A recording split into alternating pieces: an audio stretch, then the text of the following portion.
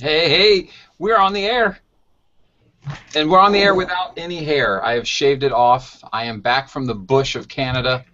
I grew my grizzly bear-like beard and shaved it off upon arriving back in California, so I look funny.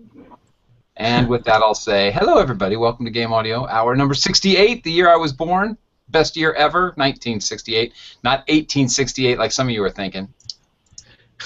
This is our weekly podcast where we discuss all things game audio, from creative ideas to latest techniques, project experiences to audio secrets. Here's where you'll find in-depth coverage and opinions related to game audio and the fact that we've been gone for 2 weeks. Sorry about that, but thank you for being patient with us and allowing us to have a little summer vacation. Hey, Vince, what you doing? Oh, man. I'm enjoying the air conditioning because it is a surprisingly muggy day here in LA. No doubt because of all the rain that has come upon this parched land over the last 2 days. Much welcome respite, honestly. Might we say biblical? Yes, it was. There was some crazy thunder and lightning. Apparently, if you're a baseball fan, the Angels, the Los Angeles Angels of Anaheim, had a game rained out for the first time in 2 decades. Oh, that's cool. Yeah, that's, I mean, not cool for the people who are hoping to win. Yeah, amazing. Who would have thunk? Rain in Southern California. I flew out of Columbus yesterday and into Los Angeles, and we had to wait at Columbus while a lightning storm just came through, and it came through so fast. Then we went up once we were able to get on the plane and take off, and we had to go through that cloud, shaking all the way. Had a little bit of some clear sky, got over Kansas, and there was an enormous black cloud you could just see at our height. We had to fly around that, and then we came into Los Angeles and had to come through a rainstorm. It was a shaky, rainy flight the whole time, and it was kind of cool to see the whole country getting wet. Definitely. Speaking of wet, how's Japan? Yeah, you knew exactly what I was going to say when you say, "How are you, Alex?" You know, I'm going to say, "I'm sweaty." Well, actually, the funny thing is that the monsoon officially ended last week. So I think yesterday and a few days ago, I went on a sort of a semi-business trip, semi-holiday to Tokyo to visit some friends and stuff and talk some business. And on the Shinkansen, they had the little thing that Vince will know what I'm talking about. They have a little thing that, like a little news ticket that goes on the Shinkansen, and it said up there that the monsoon has officially finished. How do they? I mean, yeah. I've heard also, this is a bit of a tangent, but I've heard that in Japan, there is actually a bureau that decides which colors are fashionable this year. So you can actually pay money to register with this bureau, and they'll tell you what colors are fashionable next year, so that the fashion designers and the web designers and the graphic designers and all people who care about colors can be sort of, on track. And so officially, the monsoon is finished, and the color is beige. Oh, really? Always beige. When in doubt, beige. That's hilarious. It's not really beige, but yeah, when in doubt, beige. Beige. When in doubt, the color of an old PC. That's right. That's kind of like, no, it's kind of an old PC in one of those old offices where they used to smoke a lot. That's beige. Oh my God. So, I'm good, thanks. Actually, last week we had the BitSummit event, which I'll talk about in a little while, and just spent the weekend in Tokyo doing a little bit of business, and it was good. Very humid, but now the monsoon is finished. We're all comfortable, and it's nice and dry. If the monsoon comes back, now that it's officially finished, if it comes back, right? What happens then? Does Japan sink? What happens? Oh, it just can't get in the door, can it? I mean, it'll be like, let me in, guys. And the Bureau of Meteorology, the Bureau of Meteorology, Do it. Meteorology in Tokyo just says, nope, can't come in. You can't come in. You don't have to go home, but you can't stay here. Right. It's a hard life being a monsoon, isn't it? A drunk monsoon wandering around the Pacific. Nobody will take it in. Okay, well, it's good to know that it's officially, because in California, I'm going to say today, it is officially monsoon season, so they have to come here now. We need the rain. I've declared it. Hey, before we get started with topics, I'm going to do a little ad. I'm going to practice doing an ad because we are approaching sponsors, and I'm going to practice. This thing is cool as hell. Have you guys seen The Edit? JoinTheEdit.com. Have you seen this? Tell us about it. Okay, so The Edit. Do you guys collect records? Every now and then. All right. Well, anyway, here's what The Edit does. They send you a text to your phone once a day. And all you have to do is reply. They have your credit card number, by the way. And all you have to do is reply yes, like, or dislike. Yes means I'll buy it. And they're always a price plus $3 for shipping. And the price is like $13, maybe $15. Super cool. And let's see what I got. They even, hey, by the way, I am their favorite human. I'd like you to know. And according to this sticker, I have excellent taste. In case you were doubting it, it is official. Well, that's some excellent-looking cardboard. Oh, look at this. Oh, more than just cardboard. Oh. So I got Miles Davis Kinda Blue, 180 grams. Don't you already have that? In about 1,000 different ways, but not 180 grams. I see. Yeah. Anyway, so this is a really cool service. It's called The Edit. What's it called? Join The Edit. Get The Edit. SomethingTheEdit.com. I said it earlier. Let me guess. It's USA only. Yeah, good point, Alex. It might be. Well, good one, guys. I just dropped my record too. I hope I didn't crack it. Son of my. Anyway, so that record cost me $16. They ship it here, 180 grams. It's really thick, really good. JoinTheEdit.com, and it's pretty awesome. So there's my bit at. Maybe I should do something different next week and do a better job because we're not going to get sponsors if that's my ability to. I think no, you did pretty good. You just sort of need to look a little less cynical. I'm stoked about it. I've got like 6 records through this whole thing. It's very difficult too. I get crazy stuff like yesterday I got Superfly. You can't say no to Superfly. So I said yes. $16. I'll see it next week. It's a very cool service though. Anyway, check it out. So just really quickly, what's the difference between yes and simply liking? Oh, okay. Like it means they're trying to get that. They're starting to get the hang of the kind of stuff that they're going to. Excuse me. They're starting to get the hang of your taste of music, and so they're going to start sending you albums that more relate. I am a renowned disliker of the Beastie Boys. So when I got a Beastie Boys one the other day, I said no. I said dislike, and they replied, "Something's wrong with you." And then that I didn't hear from them for a couple of days. So what do you do with the ones that you don't like? You just say dislike, and they stop doing that. So you can't send them back or anything? Pardon? You can't send them back or anything? Oh, you mean literally? Well, if you said yes and you were willing to purchase it, they do send you another receipt and another text to confirm that you wanted it. But yeah, at that point, if you get the record, you've made enough mistakes. You just have to keep it out of punishment. I see. So, hey, let's talk topics, guys. Sure. Alex, tell us about. Actually, before we do that, Alex, tell us about your time in Tokyo, please. Actually, I was going to tell you about BitSummit. That's probably a bit more interesting than Tokyo. So BitSummit was on in Kyoto. It wasn't actually. I'm sorry. I thought BitSummit was in Tokyo. Sorry. Kyoto and Tokyo, they're the same if you just switch around the kyo and the to. Right, Vince? Yeah. Yeah. Anyway, so it was on. Let's see, last week in Tokyo or Kyoto or whichever way around you like it. I prefer it Kyoto because that's where it was. Anyway. It was a huge event. Lots of people this time. Fantastic. The last 2 years of BitSummit have been really great because the very first one was sort of like a demo scene style, sweaty, people like shoulder to shoulder, like kind of hunched over games and sort of grinning and laughing and stuff. And the one last year had that same kind of grassroots charm, but it was a bit more polished, had music acts. And this time, all of the sort of little logistical things that they had problems with last year were all ironed out. Everything was super smooth, organized. They had a stage in the middle, and there was lots of famous people. There was Inafune was there, and Shuhei Yoshida from Sony was there, and a number of other important people, game designers, loads of great games on show. The awards were good. Didn't win anything this time, but that's because the company that I was actually participating, my music was actually one of the organizers, you see, so it would have been a little bit unethical if we had won.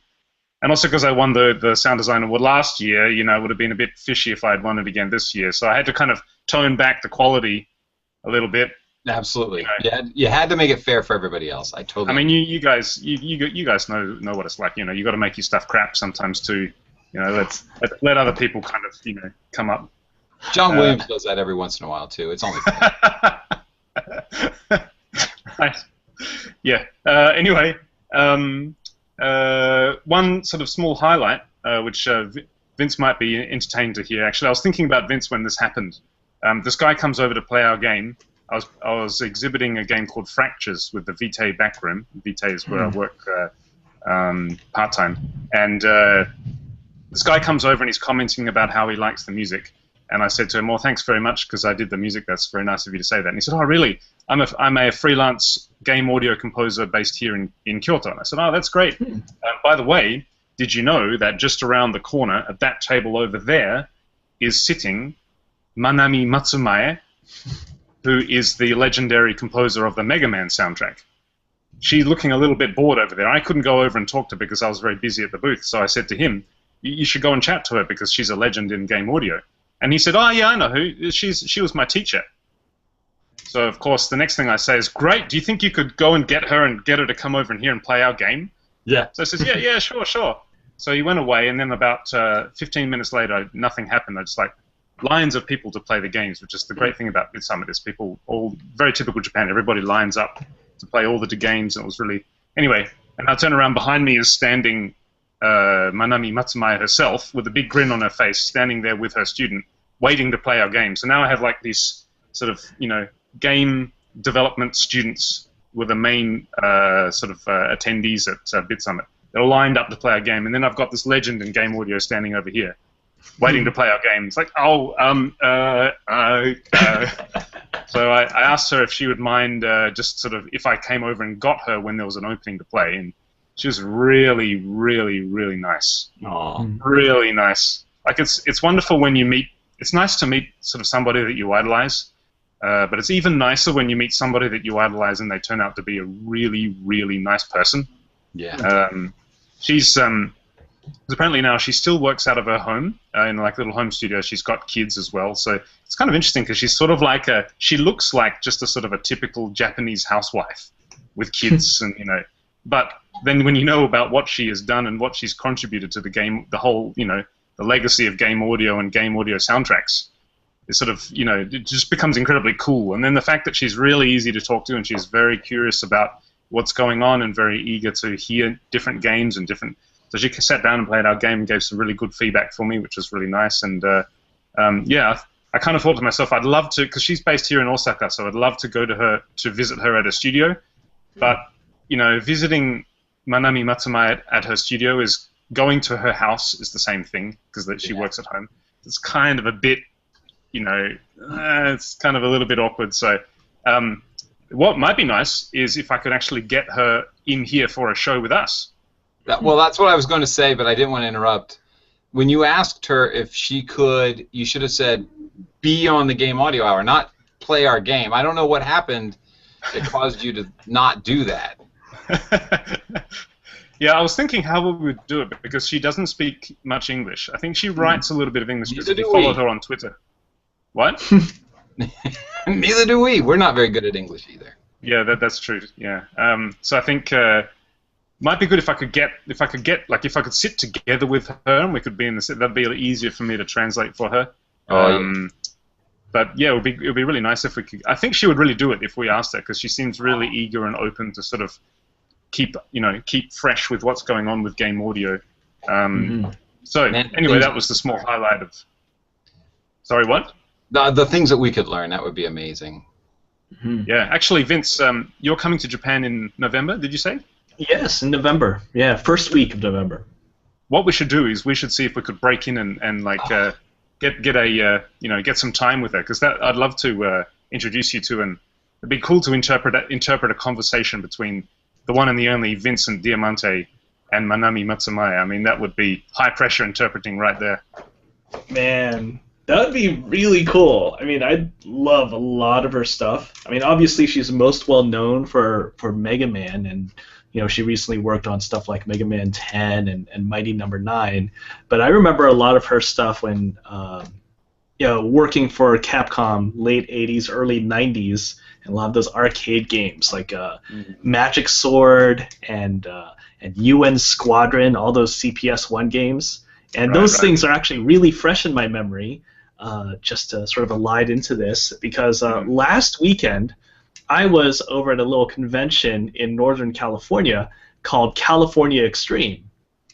And this was an event with that basically revolves around arcade boards and arcades and pinball machines. And just everyone has their various goods out there, not particularly to buy or sell, but just to show, hey, you've never played these Laserdisc games before? Well, guess what? I'm going to bring my Laserdisc arcade game set here, and boom, there's 8 arcade Laserdisc machines just sitting there for people to play. I didn't know there was such a thing.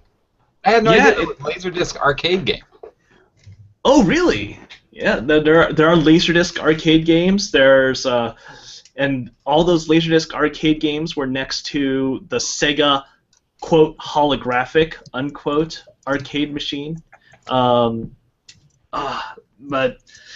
yeah, the California Extreme is a pretty fun thing. Not particularly developer focused, but it's always fun to see all of these older games from from the 80s, some from the 70s. They had pinball machines that were pre-pinball, before flippers actually were part of the actual game genre. Wow. And it's fun just to know more and more about your history. It's a really fun thing that. Yeah, one of the things that that really struck me about meeting Matsumaya-san was that she really, to me, seems like such a role model, especially for women in game audio, because in Japan, firstly, women in game development already, sadly, are a bit of a minority. But then, of course, game audio. It's very interesting that in those games in the 80s and the 90s that there are actually a number of very, very high-profile game audio composers who were women, which I think is it's very interesting. I think it's wonderful as well. Definitely we are sadly a bit unbalanced with the genders in game audio, and there's definitely more of a showing for men in game audio than there is for women, which is really sad. And so seeing Matsumaya-san, she's so nice and so sort of eager and interested to learn and interested to kind of participate. As a wonderful role model, not just for women, of course, but for everybody. It's great to see people when they get to that level of experience and legacy, still fresh and still eager and still kind of want to find out about what's going on with the latest game audio techniques and of course music composition and stuff like that. So definitely follow her on Twitter because she tweets mostly in English. And sadly, I think she's only just started Twitter just a few months ago, I think. So she's relatively new there. So definitely get in there and follow her if you're interested. Yeah, thank you. Yeah. So that was BitSummit for me. It basically revolved around meeting Matsumaya-san and talking to her. That's fantastic. Yeah. So I'm just looking up her Twitter. It's Chanchacolin. Yeah, Chanchacolin. ChanChaColin. I'm trying to figure out what's the importance of that word. What's the meaning behind that? Yeah, there's probably some. Knowing her, it's most likely like the name of her cat. I was going to say, I think it means I just met Alex May at a convention. And he said I should get on this Twitter thing, so here's my accounts. Yeah. And I think she just seems like such a down-to-earth, lovely kind of person that I think it's probably something like the name of her kids or the name of her cat or something like that. So hey, send me that link, guys, and I'll put it in the show notes. Okay. Oh, yeah. So Vince, what were some of the standouts that you saw concerning audio at the convention? Now, was it just a bunch of blip sounds, 8 bits, or less than 8 bits? Well, honestly, there wasn't much that I got to check out. One of the very early panels actually featured sound designer David Thiel from Stern, who is still working in the pinball industry, still doing sound design for modern pinball games. He's been in the industry for decades, and I would have loved to check it out. Unfortunately, that panel was one of the earliest panels on Saturday, and I just did not get a chance to check that out. With all these games, and all these games just really crammed into this ballroom at the Hyatt Regency, it was tough to really experience all the really cool audio, except in a few particular places, in some of the corners, on some of the edges.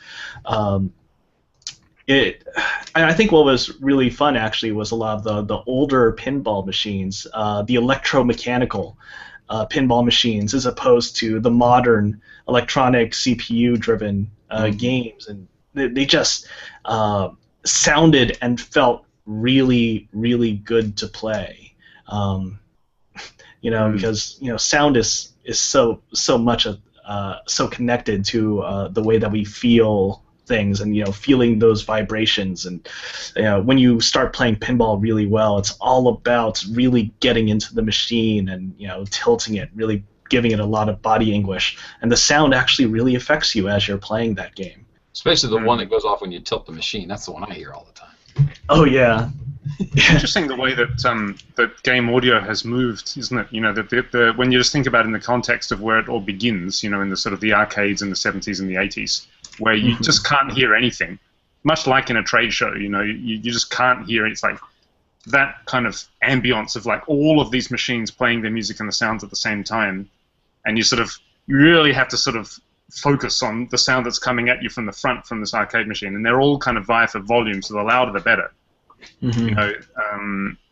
It almost becomes like being loud and noisy is a good thing, because then you can cut through the rest of them, and your player can actually hear you. And now, with consoles, now all of a sudden we're in the headphone era, and in the the high quality speaker era, where people have like surround sound even, or got high quality headphones the gamers like to use. It's interesting how now we're able to suddenly do all of this, incorporate all this subtlety in the work that we do for game music that was never possible before. Yeah, it's true, all this subtlety, but games, there are many games that have subtleties to them, but then there are also all these games where it's really quite blunt, with either the actual narrative context that's in the game or the mechanics that are actually executed in the game. What is this game about? Oh, it's not just big and blunt, like exploding a ship or shooting an enemy, but the bluntness, the simplicity of the mechanics, like, okay, clicking on a screen, or doing clicking on a screen, doing a swap gesture on the touch screen. It's sometimes it's sometimes really interesting to see how graphics have evolved all this capability to show so much detail, and similarly sound, so much detail that you can have there, so much subtlety, so much dynamic range. And games, well, they vary a lot, and there are some games that are very, very content to really exercise just a portion of the dynamism that's possible in interactivity. Yeah. So this takes me to one of our topics, musical themes by game genre, and I was thinking pinball would be a good place to start. Why is it that, and you don't see as many pinball games getting released today, at least I'm not paying attention to them, but certainly there was a time where there were a lot of pinball games coming out, and they almost all sounded the same. So why did everybody choose that kind of sound? And it wasn't your typical arcade sound. Like, I just posted a link to a Journey song that played in every arcade I ever walked into. It wasn't like licensed music, but it always had this kind of light, kitschy sound to the soundtrack. Why was that? And then secondly, what do you think would be something, a musical genre that you could put in a pinball game today that would still make the game cool? The game wouldn't lose some of its essence having something different. Well, I think. Go ahead, Vince. Well, I guess I would say first, I'm not sure that all pinball games really do sound the same. There are obviously a lot of things that are very similar with pinball games because you're dealing with many of the same bits and pieces, the same mechanical bits, and those mechanical bits and the sound that comes from them, whether they are electrically motivated or electronically motivated, are going to sound very similar. I didn't mean the sound design. I meant the composition. Yeah, actually, I would say that musically, they can vary quite a bit. I think there's actually a lot of interesting stuff that happens with pinball machines, especially once you get into the mid-late 80s. There were a lot of guys that were doing some very interesting interactive music with pinball games because pinball games, more than a lot of other genres that we have in video games, are strongly concerned about communicating the state of the game. And the game is such a frenetic thing. And, okay, the player could look up on the backboard and see possibly what the state of the game is, but it's actually a whole lot better if the music actually informed that. And there's a lot of interactive music that was actually happening in pinball games in the late 80s. Yeah, I think to be honest, I played a fair few. I was more on the playing. What was I playing? Gallagher and actually 1942. Do you remember 1942 when you start the game, you got this beep beep beep beep beep beep beep beep beep as the first planes are coming at you. Anyway, so I was more on those games, but my brother and my dad always used to love the pinball games, so I used to go and watch them play sometimes. To be honest, I really don't remember the music at all, but what I do remember are all of the wonderful sound cues. Like most of them were very primitive. Those kinds of things when the game is going into different modes, and because pinball, it's so dynamic, it's so hard to predict, it changes so quickly. I think I would be tempted to, like, if I had the opportunity to work on a pinball game. I think maybe doing something rhythmic might be nice. Maybe something a bit sort of edgy, a bit sort of industrial, because it's all basically about metal balls hitting metal rails. And those sounds, everything's like very percussive, that feeling of that percussive feel when you're holding onto a pinball machine that's like banging away. I would love to sort of probably see if there was a way to sort of embellish that with some kinds of sort of tough, edgy rhythms. And then the rest, I think, would basically be leaving space for different kinds of sound effect cues that could happen for the different, different events that happen during the game, because this is so dynamic and hard to chase. Yeah, I actually just brought up a really good blog post that was written a few years ago by Brian Schmidt. And this guy has been working in the game audio industry for a few decades now, including pinball. And he did a little bit of a retrospective on the interactive audio in Black Knight 2000, which was a pinball game from the late 80s, which was really quite a massive game. It does take a lot of skill to actually get into it because there are a number of different states that you actually have to trigger in the game. The narrative is you're a knight, and you have to do all these sort of actions of errantry, as knights are wont to do. So we have to engage in this battle. We have to lower the drawbridge so that we can go off and slay this dragon, la la la. All these different states. And I think that's one thing about pinball. It's one of those things where it has a lot to give you, but in order to get into that stuff, you have to get really, really good at the game. You're going to be playing that game possibly for a solid 10, 15, 20 minutes before you really start exploring, oh wow, all these different things that I'm doing. I'm juggling all these multi-balls here, and then I've got this separate state, and I've now got a ball up into the second level of the play field here, and so I can do all this stuff. there's a lot of really interesting management, a lot of really interesting skills that you actually have to execute when you're playing a pinball game well. But when you are, the pinball game really does reward you with really cool sights, really cool sounds, and of course that high score. Mhm.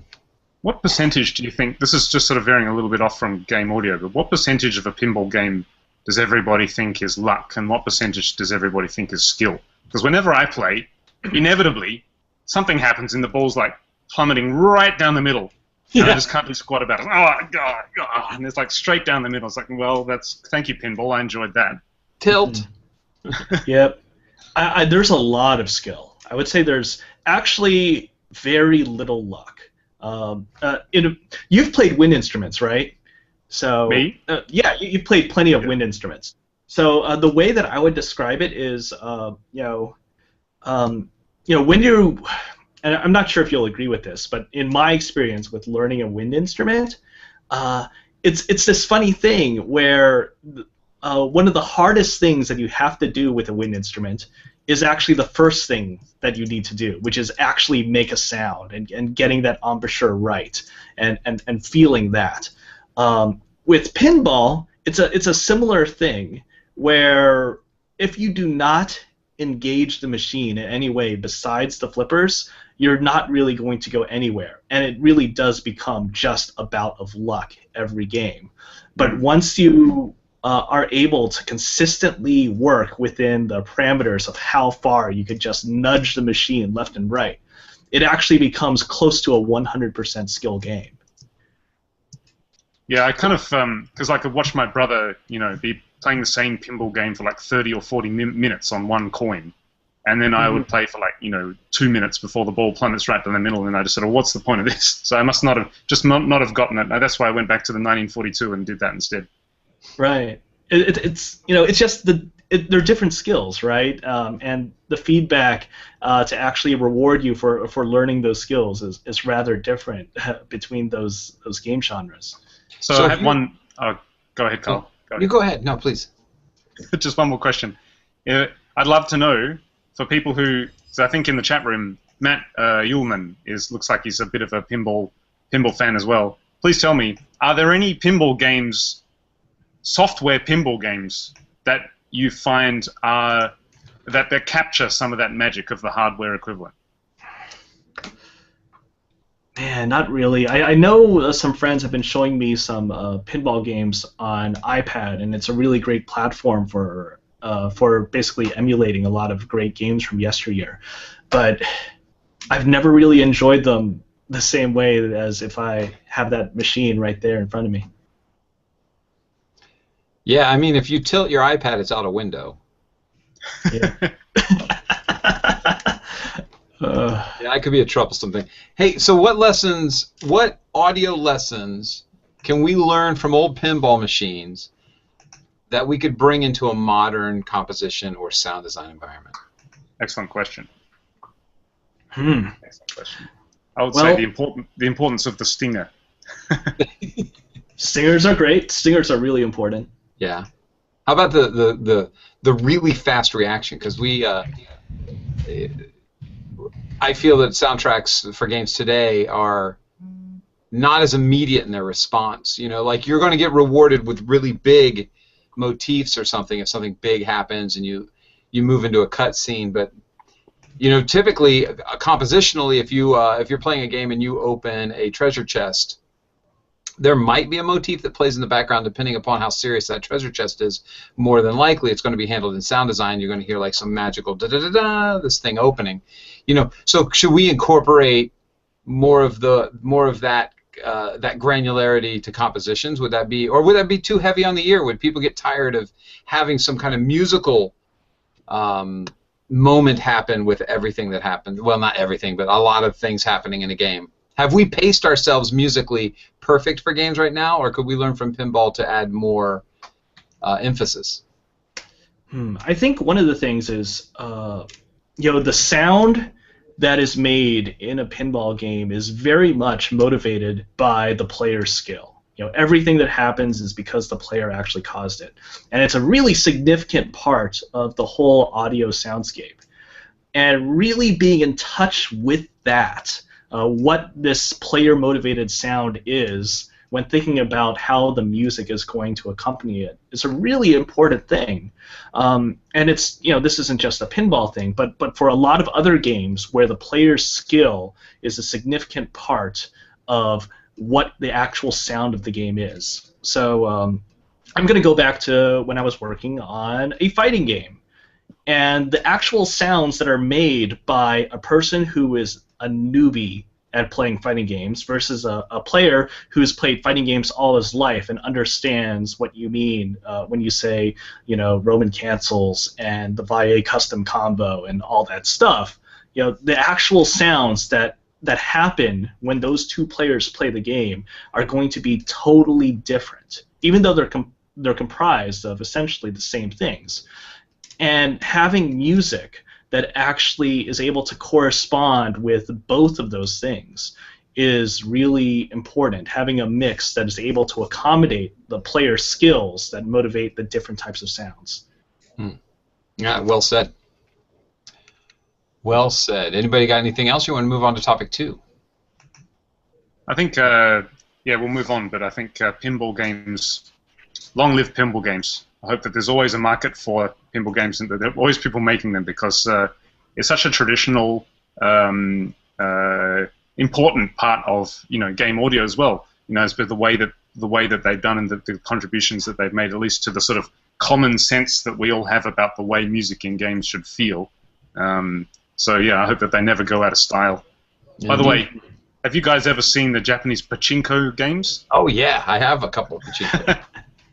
That kind of takes the idea of not being able to hear the pachinko game, the game in front of you, to the absolute extreme. Because when the doors open on those pachinko parlors, like the doors open and sort of you hear this amazing kind of diffusion sound effect. There's like it's like this constant sound of noise of, and many of them actually have PA systems that broadcast the sound of balls falling down, so that people think, because when the balls fall down, it means you're making money, right? Yeah. So people think, wow, this pachinko parlor is like really rewarding, giving out the rewards, so I want to go in there. But in those ones, I've never played them, but when you see like TV spots on certain new pachinko games, there's no point to music at all. It's just like constant, just like white noise with a few like sort of random sort of volume envelopes will do. That's all you need. I love them. I have a couple of old ones from the 70s that still work. I just like dropping in the balls and seeing where it goes. But that is the opposite of pinball, right? There's no skill. You just drop in the ball. Yeah, well, there is such a thing in Japan as the Pachinko Pro. It's actually a thing. It's in Japanese, it's pachipuro, which is pachinko puro, is professional, and there are people who line up in the mornings to get there's a whole science behind it, and it's like all voodoo magic, and the companies really have the sort of the players like wrapped up in the sort of mystique of the way that pachinko mechanics work, and there are people who say that they've cracked it, and they write books about it and become very rich, and anyway. Let's move on.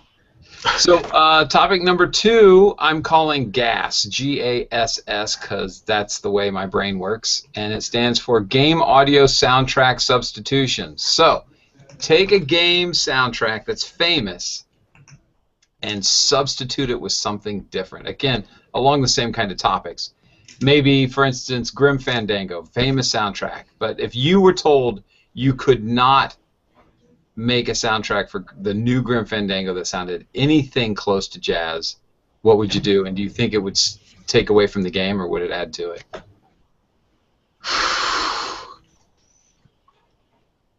Man, Grim Fandango, it is so hard to imagine that game without that soundtrack. Right? Ingrained. Man, I mean, I could think about things where I would maybe significantly change the arrangement, but, I don't know. I'm adding it to the chat so people can contribute. Okay. Man. Maybe you could take a soundtrack from another game or a movie and just say Grim Fandango with the soundtrack from Indiana Jones. Might work. It's adventurous. There is some adventure to it. For some reason, I want to say soundtrack to Pan's Labyrinth. Ooh, that would be cool. It would be kind of cool. Not exactly the same stuff, but I can imagine some of those textures that they use in very often in Pan's Labyrinth actually working pretty well in Grim Fandango. Yeah, but I just imagine if I was a composer trying to do something with that game, I would, as much as I would try to force myself not to do that, I would end up doing a lot of being kind of jazzy with it. Yeah, it's hard not to. But imagine you've never seen Grim Fandango, right? Imagine that game doesn't exist. This is dawn, the day one of you're the composer. They're giving you a shot. They're saying, write me a demo. Here's what we have. We have this Day of the Dead kind of, what's the word I'm looking for? The Sam Spade kind of thing. Yeah. What comes to mind? Are you able to erase that soundtrack from your mind and think of how you may have approached it? Well, now that you say that, I am thinking about other adventure games in that era, and now my brain is actually trying to combine the sort of a more traditional noir thing, like the Tex Murphy games, Under Killing Moon, also an adventure game, and connecting that with. Are you still there? Did I blank out? We're all here. Oh, Kyle is totally stuck though. He looks very interested in what I'm going to say about combining Tex Murphy with Grim Fandango. It's very funny. I mean, I can kind of see that because I think it's because the music works well structurally with not necessarily the narrative context of the game, but certainly the adventure tropes that the player is executing upon. Themes are allowed to wander and evolve over time as the player is moving relatively slowly through the game. I'm going to have to think for a few more years about that one. So I think it looks like we've lost Kyle. We did lose Kyle. Oh man. I think actually not in the chat room either. So anyway, Kyle's computer's exploded. Well, what about some other games? Obviously Grim Fandango's got that soundtrack, but what about? Let me think about this. Let's take Journey. Because that's Journey. your game. That's your game. with Open Arms. There we go. With the fantastic award-winning soundtrack from my lookalike. Yeah, Journey is interesting. Obviously, I was not the music composer for Journey. Austin Wintory did a wonderful job for that. It's funny thinking about that because actually, at the time, with that game company, both Austin and I did bids for Journey. I had just come off a Flower. Austin had done Flow, and we both had a really good relationship, obviously, with Genova and that game company. I did a bid, he did a bid. Obviously, Austin's was the one that they felt really resonated with what Journey was going to be. And looking back at that, I can't say that they made the wrong decision because their bid, the first piece of music that Austin made for Journey, is exactly the theme of Journey, even now. It just totally stayed that way. The composition totally maintained its integrity all the way through production.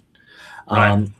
I did. I guess the thing that I did was for Journey was I focused so much more on wins, and I was really focused on solo wins, especially lower register stuff.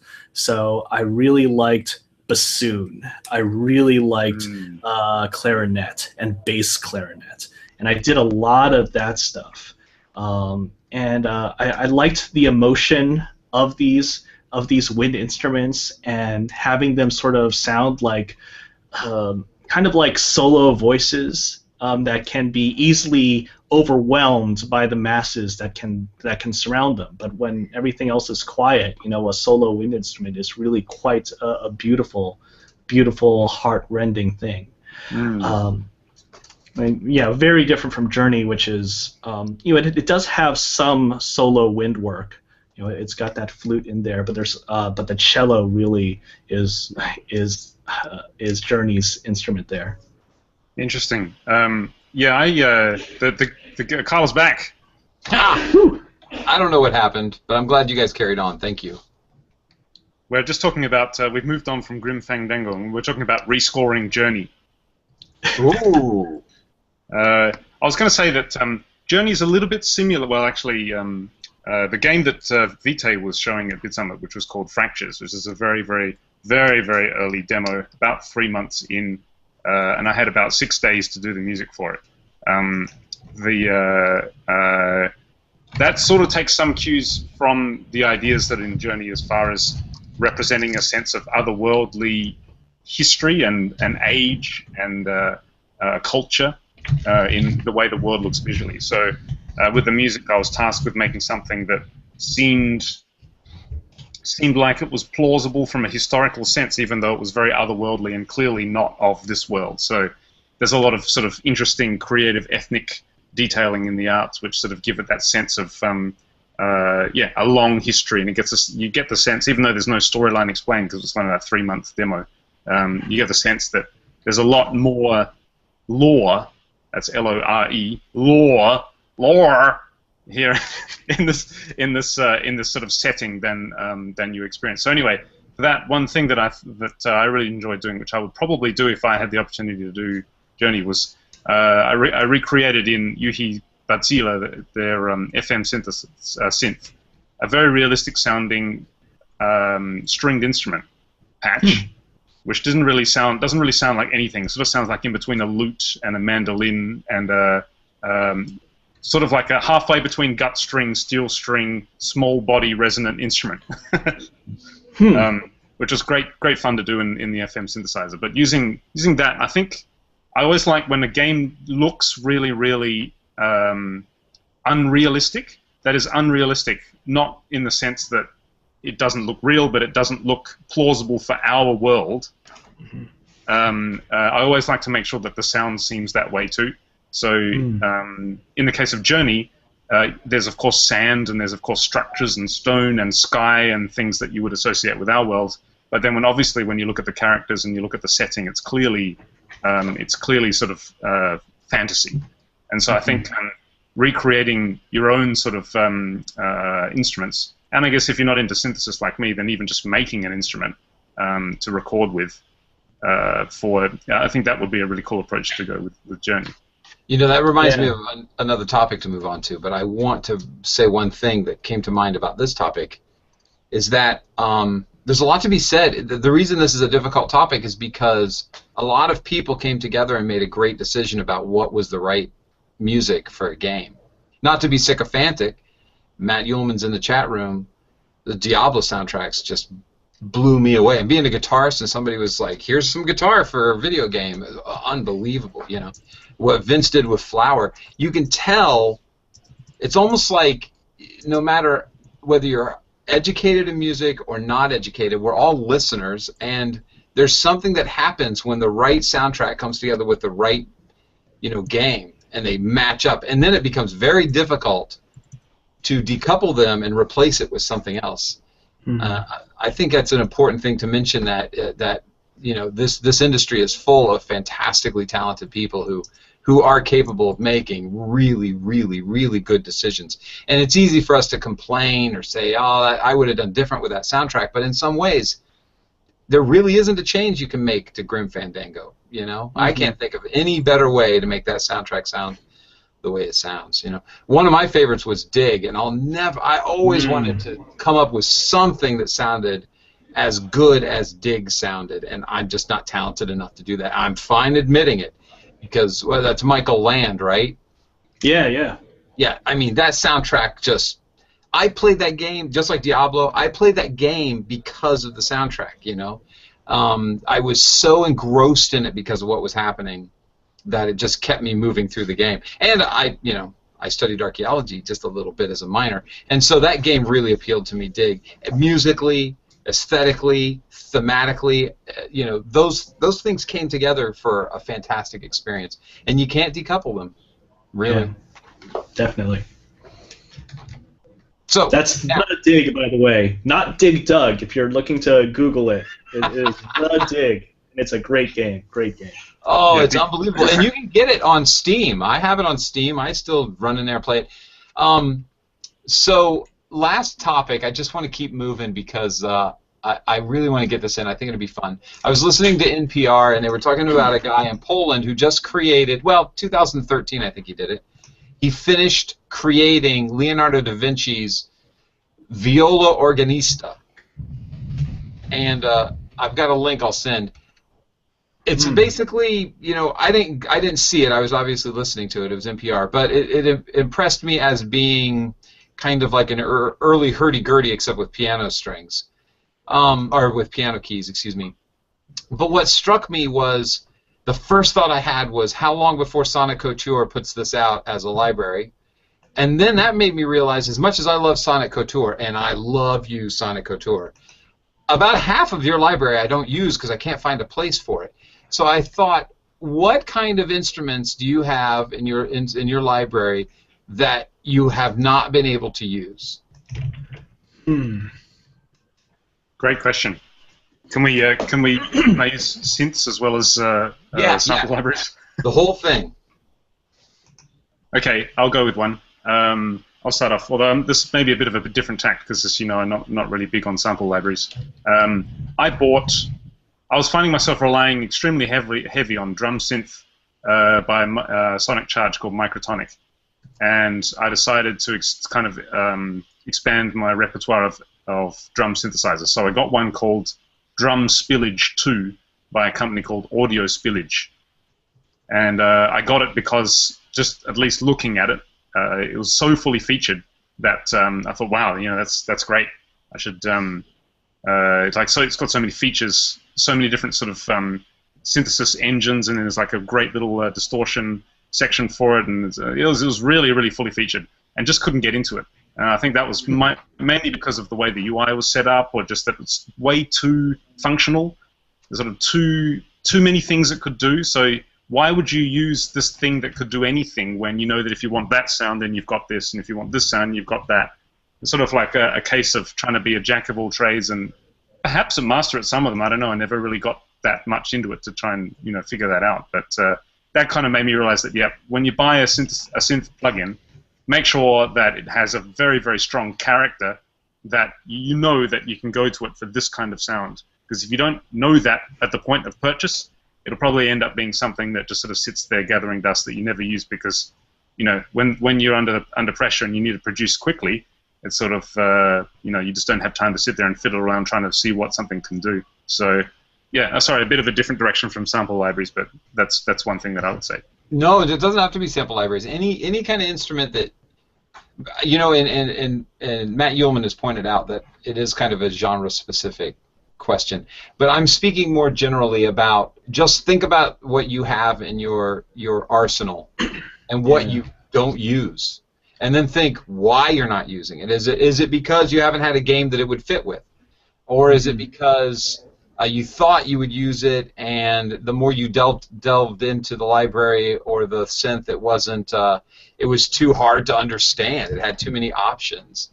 What's on your list? And I don't think it's a critical. I think it's a good thing to bring up because I would warn people against a couple of purchases from Sonic Couture, and I hope that they would listen with open ears and say, okay, yeah, maybe we went a little too far on the Skadowstones, and unless you're doing a Flintstones soundtrack, there's really and maybe they'll discount it, and then somebody who's doing a Flintstone soundtrack will have a perfect $10 instrument to put in there. Mm-hmm. There's some cool ones. When you brought up that Viola Organista, I do exactly one of these instruments that I would mention. One of them is from a company called Antiquity Music, and they put out a contact instrument of shaker chimes. which are these, they have a really nice sound to it. Actually, they did a really good job of recording these things. Actually, I'm gonna link this right now in. Oh, you gotta beat me! I'm trying to beat you. It's a race. I got it. Dang it! 5 gigabytes of shaker chimes. It's actually really well recorded. And the thing is, it's for as nice sounding as it is. I have too many other things that do that particular function in terms of the texture, the timbre, the overall range that it encompasses. It's just such a specific thing that it sounds cool, but I got all these other things that do even more than that, and they're already part of my general workflow, my templates that I use. But kind of linking back to Viola Organista, Antiquity Music is actually a local LA company. And one of the things that they were trying to do was actually first build and then sample an instrument that is like the viola organista, except it's called the wheel harp. So if you try to find the wheel harp, I'm going to actually link to this thing here. You're going to beat me again. Let me put this YouTube thing on here. The wheel harp is almost exactly like that viola organista, except it has a very different shape, and you're going to have this electric motor that actually drives this wheel wrapped in the gut, and then you have these strings that you press down with fingers with your piano-like keyboard.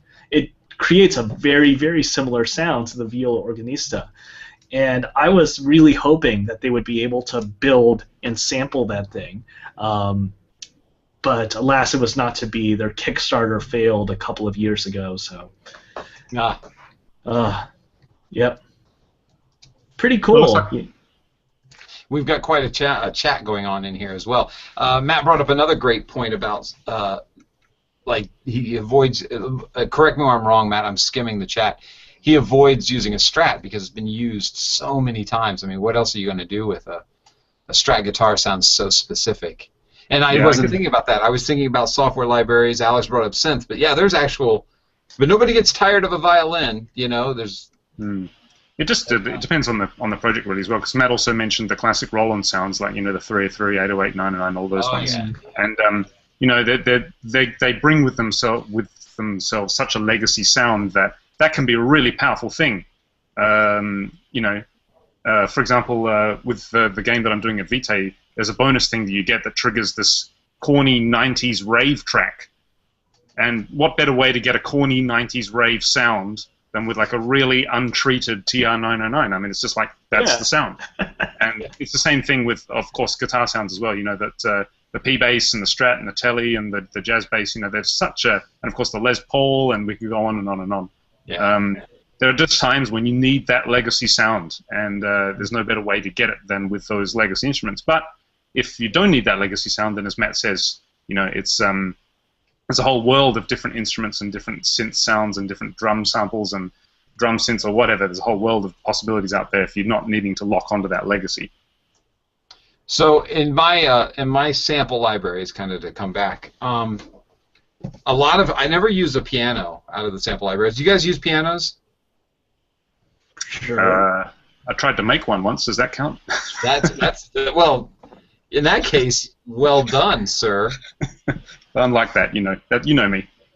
Mm-hmm. Yeah, yes, it's true. But there's so many pianos out there. The one I liked the best at one time was Galaxy put out a sample library of a surround sound piano, and that was fun to incorporate into things. But it's just a real piano just sounds so specifically good compared to sample libraries. I avoid piano, and it seems like an obvious one. Everybody's got a piano library, and in Complete they've got 400 of them in here. Maybe 401. I didn't count all the way up, but there's a bunch in there. Yeah, there's loads now. But back to Sonic Couture, one I use the heck out of is they had this library called Piano Extended. Have you guys messed with that? No. Actually, I haven't. They basically do all kinds of crazy things to a piano except play it the traditional way. So they've got bowed strings and they've got hammered stuff going on, and that one's really useful. Another one that I have in my library that I don't use often or I don't think I've ever used is a water harp. You know, Mm. it's just such a common sound. I'm not trying to avoid it on purpose. I'm just talking about when you're thinking about adding a texture. Sometimes water harp will come to mind, and then I'll go, well, I guess I am avoiding it on purpose, which I just said I didn't. But I start to look elsewhere, and then I find something else that I think would serve that same role without it being so obvious. But I do enjoy, a great, especially during a horror scene when something scary is happening and you hear a water harp scraping across. Like, oh yeah, that's good and fitting. Again, back to the genre too. I wasn't working on the project I was thinking of when I'm talking about this. Water harp wasn't a horror game, so maybe that's why I stayed away from it. What else you guys got? Since you mentioned pianos, I actually have some pretty good piano libraries. Not libraries. I'm a big fan of the modeled pianos, like Piano Tech, and True Pianos. Those things.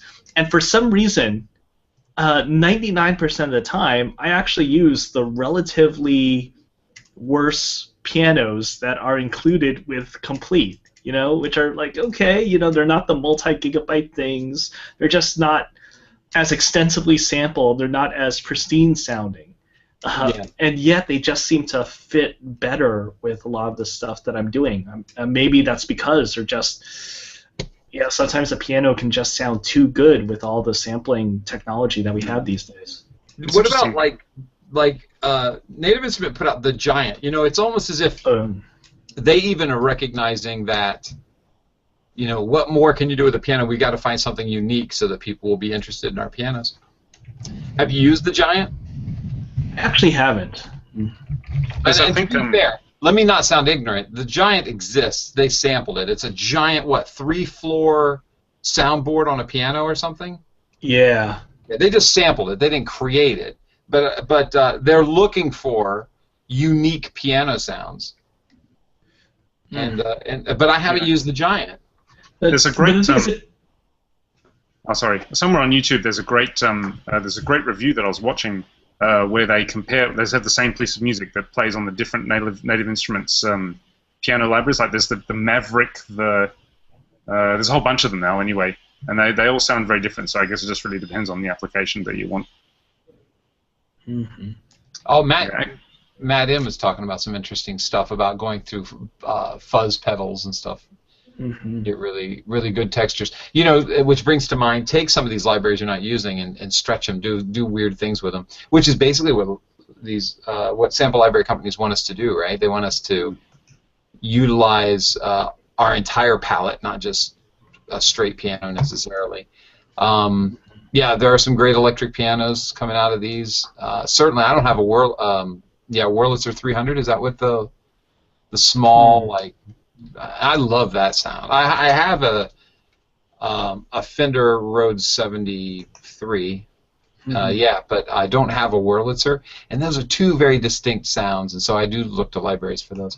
But I was just thinking it would be an interesting topic to talk about something that's in our arsenal that we don't use that we thought we would. Maybe we can. Anything else before maybe we close continue out? that. Yeah, we continue. Maybe let's continue it next week because it's actually it would be great to. We haven't done like a good solid gear episode in a while, have we? No, and Mike's back next week, I think. He's traveling right now, so it'd be good to get him in on this too. Yeah, definitely. Yeah, indeed. Well, then let's call it a day.